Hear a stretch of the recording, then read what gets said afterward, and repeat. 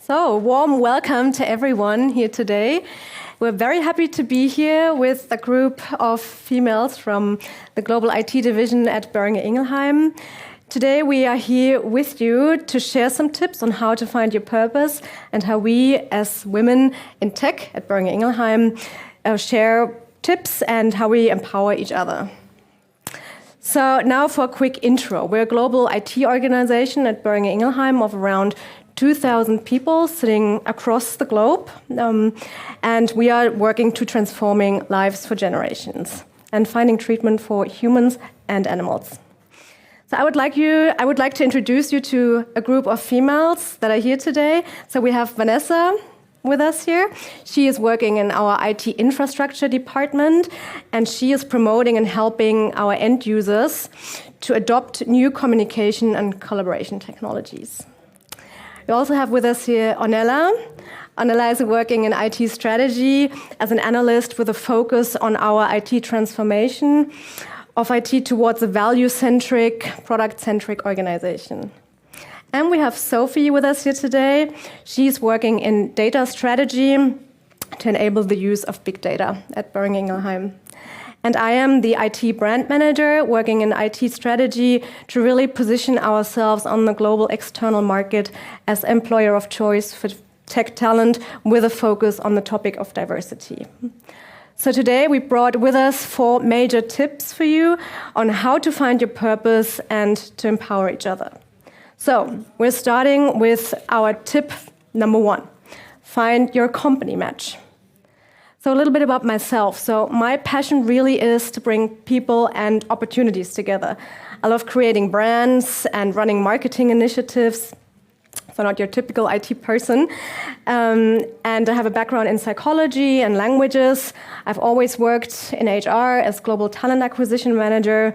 But then a great opportunity in IT came along. I was asked to move to the IT department. I was like, that's interesting, I never saw myself as an IT person, not really, tech focused, and was really unsure about this because I had my career figured out in the HR space.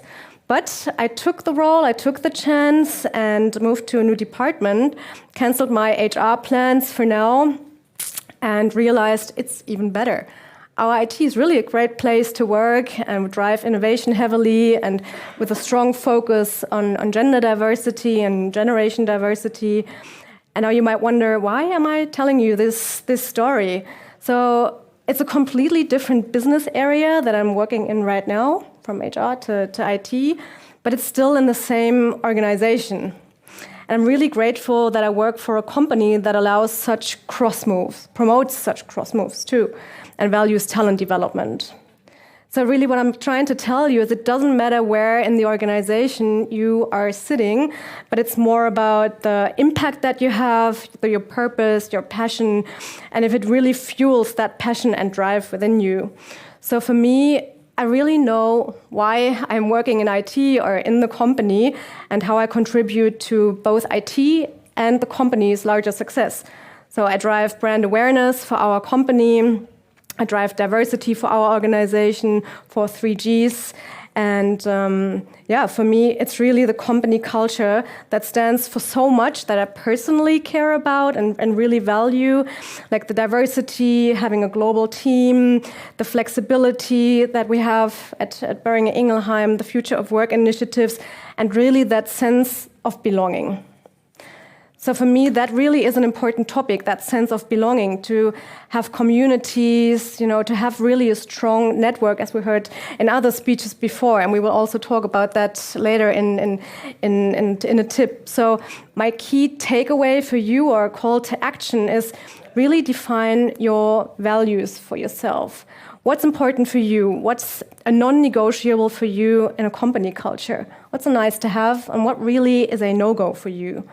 So only start something career-wise that you're convinced of, that you're passionate about and have a really good gut feeling about.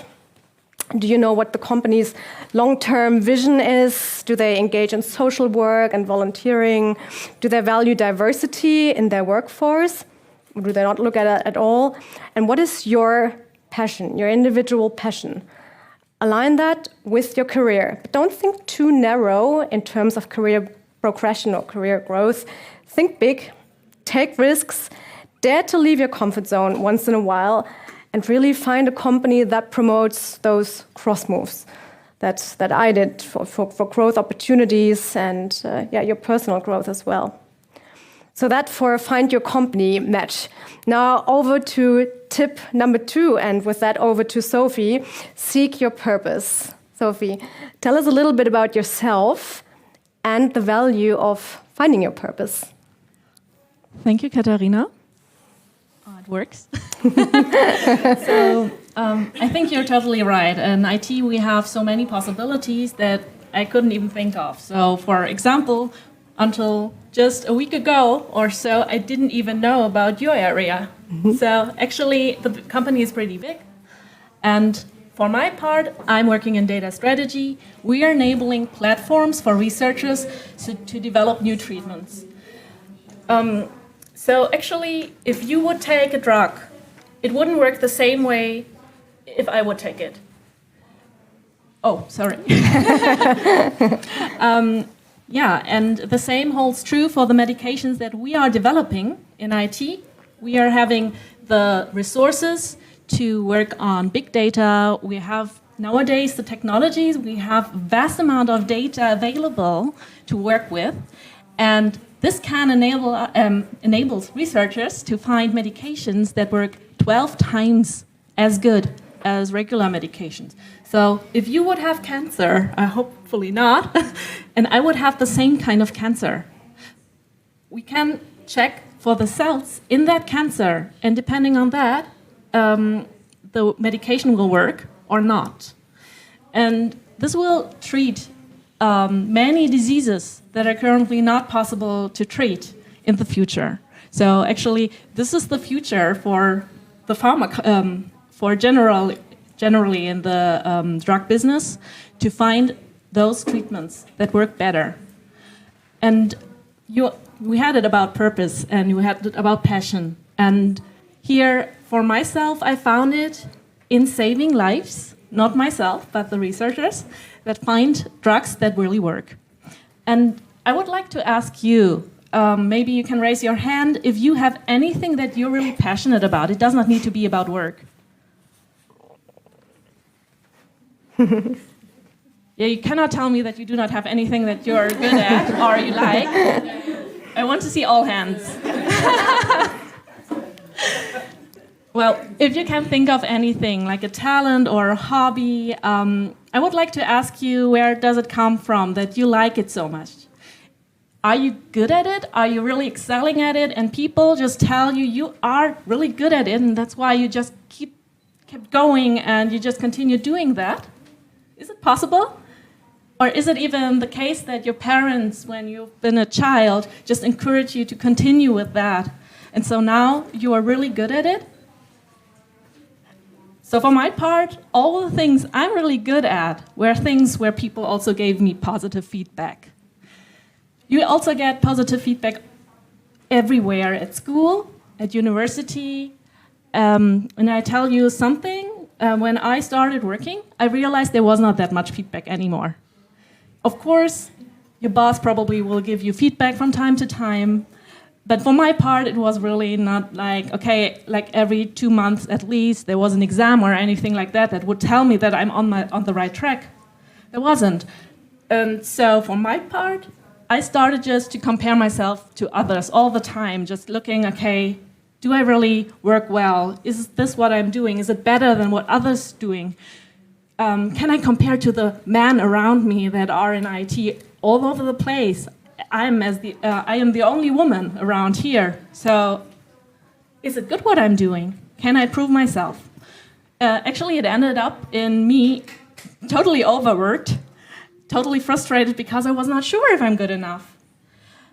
I was kind of lucky that I found my position now where it combines what I really care about, and that's helping people, and having something that matches my skill. And I realize now it takes both. It takes positive feedback, something that you're really good at, but it also takes that you would continue with that, even without it, so that you have an inner driver with it. And I would encourage you all to find that thing with the inner driver in it. Just imagine there were no parents that would tell you that you're good at it and that you should continue with it. Just imagine there are no friends that tell you that this is what you're really good at. Just think about the things that you care about and you would continue even if there were no people around you. And I think this is something where you should search and seek for the specific thing in your life. Take every opportunity where you can try something new that you don't know before, not yet, just try it. It doesn't matter if you fail, you just have to take the risk and try it yourself out. And this is something that I learned. You can learn everything besides being passionate about it. If it's your purpose, if you love it, you will make it in that field. Thank you so much, Sophie. And you're right. So love what you do, and it doesn't feel like work. So thank you for your personal story as well. Over to tip number 3, Vanessa. Build a network and have key supporters. Vanessa, maybe you can tell us a little bit about your personal story and the importance of that sense of belonging and having advocates in the organization that speak for you. Yes, definitely, Katharina. Thanks so much for asking this question. And I mean, you all heard today, it's all about network, right? So, and also for me, in my case, I want to share my story with you and why it's so important to have key supporters and a network at work, but also outside of work, where you can find responsible persons supporting you. And let me share my story with you here in the audience.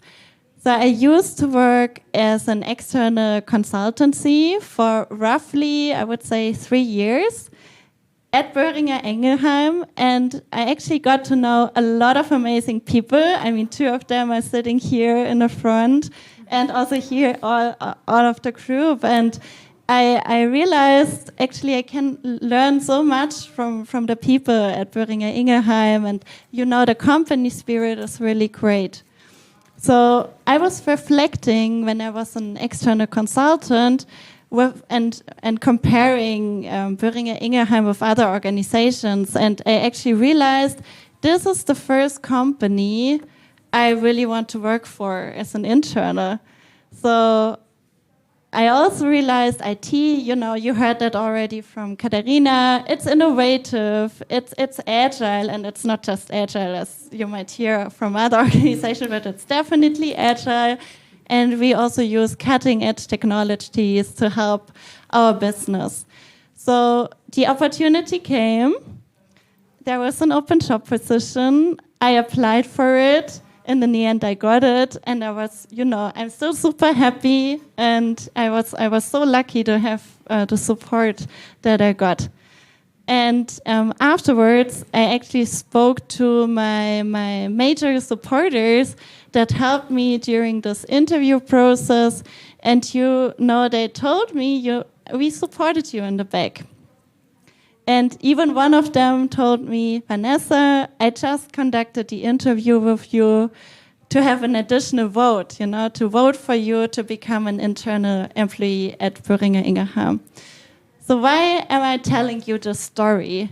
Actually, to repeat what I said at the beginning, every one of us needs a network and key supporters, like in my case, to get a new job opportunity, to find career advice, to find inspiration, to find your purpose, like in Sophie's case, or to even find the right company match. Talking with your sponsors, with your mentors about this helps a lot.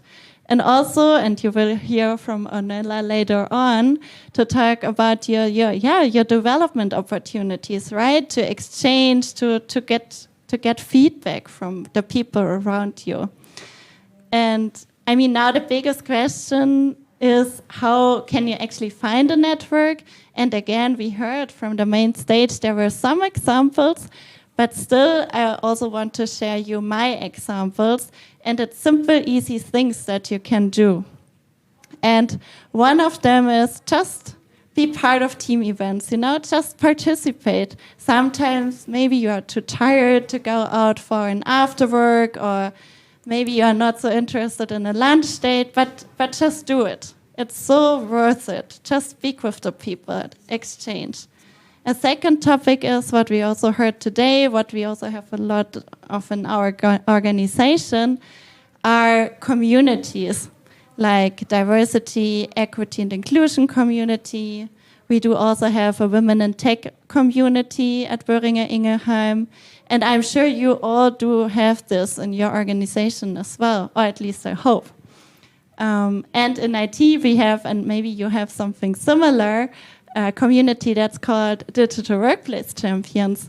And also here you can participate, right? Just be open, just participate, speak to the people, go there, and then you will really see that you can find and create a network.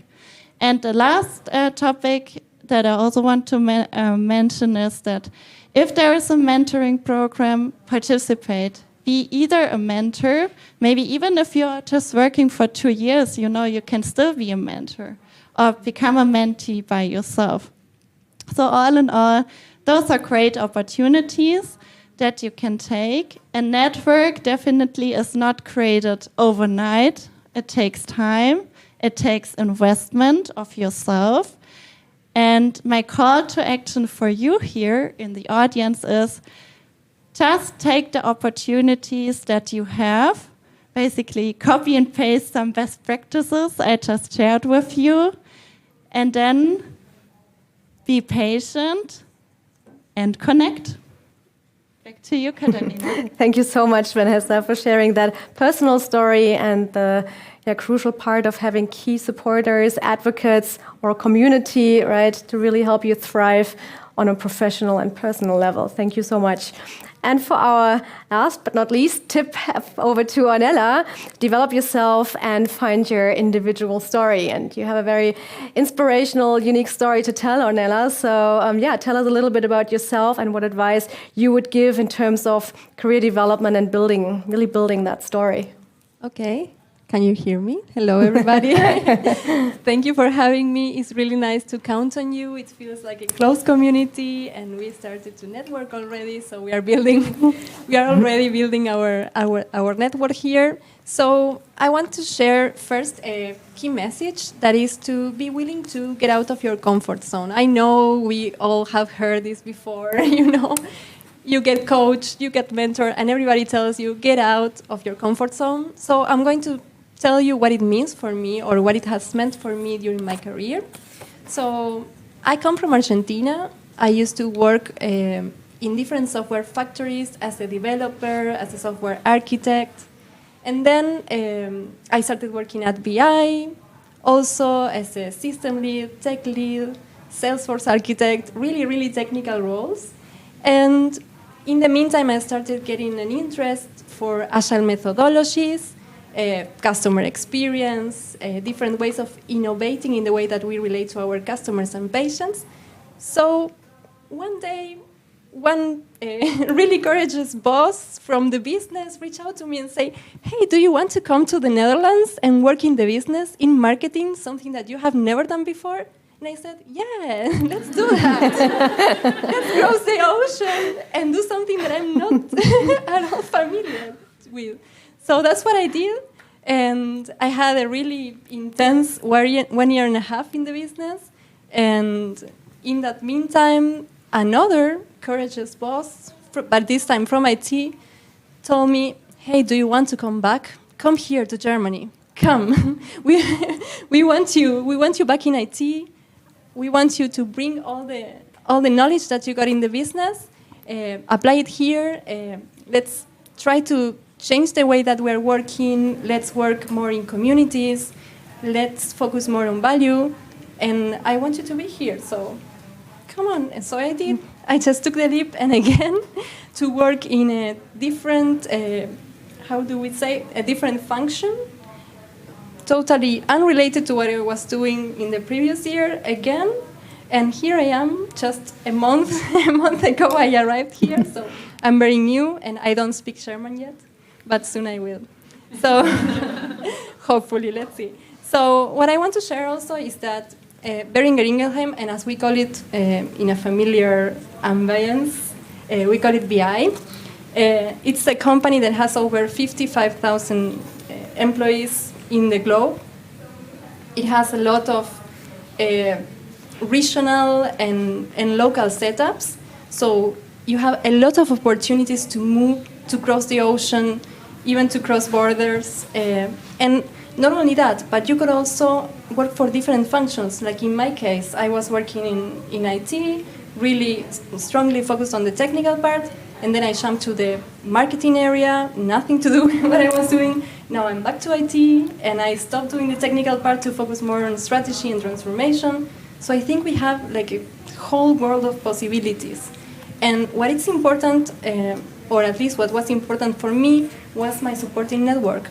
So knowing different people in the different functions and areas of the companies and in the different countries of the world helped me take those leaps of faith, because they were encouraging me to do it. They were trusting me. They would say, come on, we are inviting you to come to us, and we are supporting you, and we are going to back you up.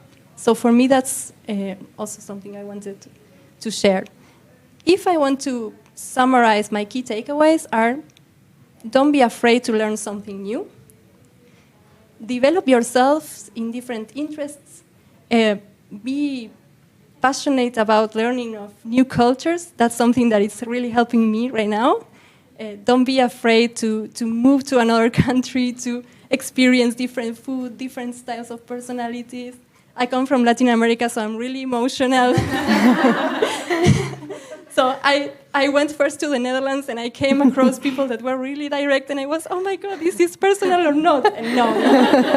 Dutch people are really nice, and I have learned that with time. So that's also something important. Don't be afraid of other cultures, learn from them, experience new languages. Oh my God, German is so difficult. Why? I don't know. And what else? Another key takeaway is, well, just to foster your network, right? Don't be afraid to talk to someone that is completely unrelated to your work. Maybe they can give you the hand to your next step. That's something I think it's really important also. So that's it for me. Thank you, Katharina. Thank you, Ornella. Really, really inspirational. And you not only changed functions, but also continents. So yes, very, very inspirational. Thank you so much for sharing that story with us. Thank you. Thank you all. So to summarize the 4 tips that we have just presented to you. So, whoops, sorry about that. Number 1, find your company match. Number 2, seek your purpose. Number 3, build a network and have key supporters. And number 4, develop yourself and find your individual story. So our call to action to close this off is to really take the chance tonight. And we know it's already 8:30, but speak to the person sitting next to you. Start right now and be courageous and build that network tonight. And we really hope that our tips have helped you now a little bit, or shared a little bit of insight what has helped us as women in tech to shape us into the females that we are. And if you like, come and have a chat with us after our session, or connect with us through LinkedIn. And thank you so much for listening in tonight.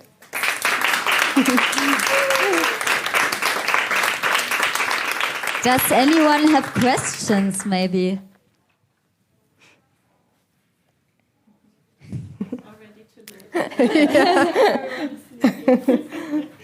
Yeah, but thank you very much for your personal stories and your advices, and yeah, it was very impressive. Yeah.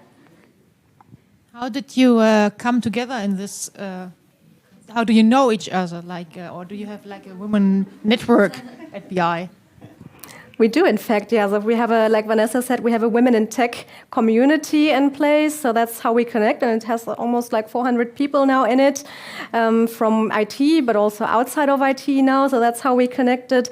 And some of us work in the same team, but we connected through MS Teams channels as well, found each other, and talked about this event and said, let's do it, let's come here, and it was really nice, yeah.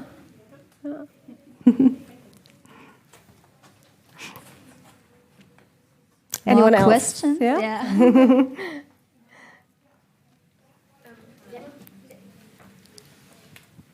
So, what other activities do you have in this group? So you came here, and how do you network, or do you have like regular meetings or anything like that?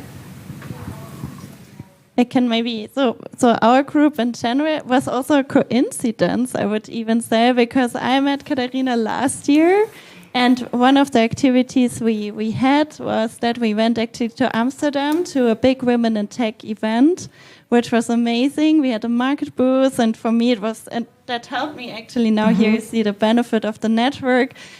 She asked me, so I just went. And then this year, actually, she told, I think you shared this event today. And then Katharina said, let's do this. And then she said, let's find more people. And so Sophie came. I haven't met, I think we met 3 weeks ago, right? So now we are also connected. And then there was another coincidence because Ornella came to Germany. I have never met Ornella. Actually, we met last year in Amsterdam. But again, we met again. So it's really purely coincidence. So I would say doing this together, also going to such events and really feeling the spirit helps a lot for connecting us. Yeah. And even though we're big, we're almost 2,000 people just in IT, I think us as women, we stick together, we help and empower each other and find ways to do that through communities or just connecting, and all across the globe. I mean, it's really nice. And then there's networks. There will be an IT brand ambassador program as well, where people participate across functions, across countries and regions. And it's really, I think our IT is doing a lot to promote that also. Yeah, because we should stick and stick up for each other. Yeah.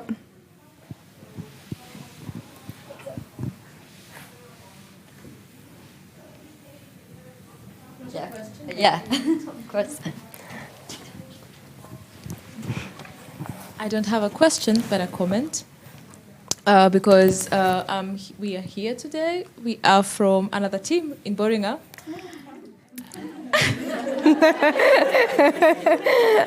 BIX? Yeah, yes. We're from the Boehringer Digital Lab, an innovation digital lab. But I'm here because of her. I saw she posted it online, and I said, okay. I asked her, when is it happening? And she sent us links, and we're here today. So definitely networking is good. We've been able to come here and have an activity, at least meet other different faces. I'm from Kenya, so I moved to Germany last year, and I'm also getting a chance to know most of the people. And this is my colleague. She's quiet here. Say hi. But networking is important, because if we don't network, then we don't get to know what's happening around us. This is the first official event I've attended, honestly, in terms of out of Boehringer, so it's interesting. And I think we should keep networking, because it's really important, again, as I'm emphasizing, and also just tapping into the net worth, because then it connects you a lot to other opportunities out there. Yeah, thank you. Thanks so much. Let's connect afterwards also. Let's go for lunch. Yeah, we are planning a monthly lunch. Yeah, let's do it. See, we can do that. Yes, a lunch get together. Yeah. So if you want to join us for lunch at some point, you have to apply. So. Yeah, it's a good call to action. Yes, we always have open roles, so check out our company, our career site. No, it's true.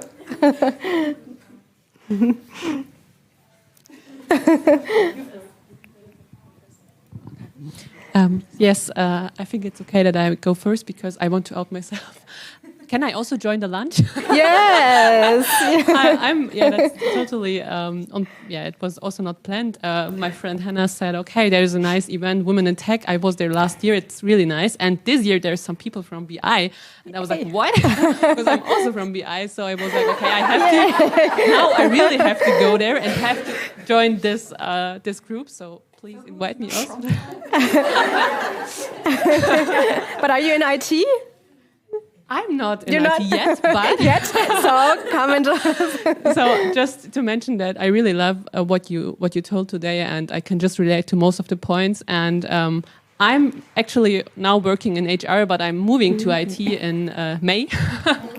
So if we do it in May, I can join officially. Awesome. And what I'm really happy and proud about working at BI is that cross moves are supported. And if you have a supporter, if you have a network, you can also move from HR to IT. It's all possible, and I can just motivate all here also in the room just to network, to be active. And I think there's nothing we can't reach if we don't do enough for it. And even when I studied IT in my master's, and I was like, okay, can I do it? I had never any IT topic before. And then I said, okay, there's nothing you can't do and you can't learn if you put enough effort in it. That was my motivation, and now I'm almost there. So yeah, thank you, really. It was motivating today. Yeah, thank you. Yeah. Thank you. From my side also, thank you for this nice or interesting discussion. It was also really inspiring for me to listen to what you said and your personal stories. And one thing resonates a lot with me is it's the topic of feedback. And I experience it a lot that the feedback gets often falls off the table. Nobody or is afraid of feedback. Nobody knows how to give feedback. There are no educations for how to give feedback or to give peer feedback. Especially, for example, in my company, we have once a year, half an hour with our upper boss, and that's it. And it's I'm really craving feedback, and I try to also install this peer-to-peer feedback. But it's really hard to really get other people to do it on a regular basis. And for me, it would be really interesting how at Boehringer it is with the feedback. How often do we get feedback? How do we exchange feedback between peers, between your bosses? That would be interesting for me. So I think, yeah. Mm-hmm. Yes, in my case, I have regular meetings with my boss. Let's call him like that. We try to maintain a really flat hierarchy, so that's really nice. So conversations are always transparent and honest. So feedback is always, sometimes it's immediate even. For example, we have a presentation like today. I'm going to take this one to my boss and say, hey, what can I improve for the next one? So I think that the key word is transparency and willingness to help the other grow, right? So that's something we also do with Katharina. We work in the same team. So we are saying, hey, for the next time, let's approach this problem in this way. Or even when we see a way of interacting among colleagues, we say, hey, we call that out. We have that openness to provide the feedback. And of course, we have also the yearly formal review, but that's just a formality because you have accumulated so much feedback that you already know if you're in the right track or you need to improve a little bit more. I think that's the importance, right? To really integrate it into the day-to-day life and not just wait until your next annual review to discuss feedback, but make it part of the culture actually, right? And it's feedback and feed forward. So it's not just your manager giving you feedback, but also you giving your manager feedback. And same with the whole mentoring relationship, you can learn both ways, I guess. So it's... Yeah. I would add one part because I was not always with BI, even though it might seem so here in this round. However, in any company, even if it's not lived, just ask for the feedback. Just be proactive. Be the person who asks for it, and it will also be respected by your boss and by your colleagues. All the same. You can also give others feedback, and they will value it. So don't be afraid just to ask. Thank you.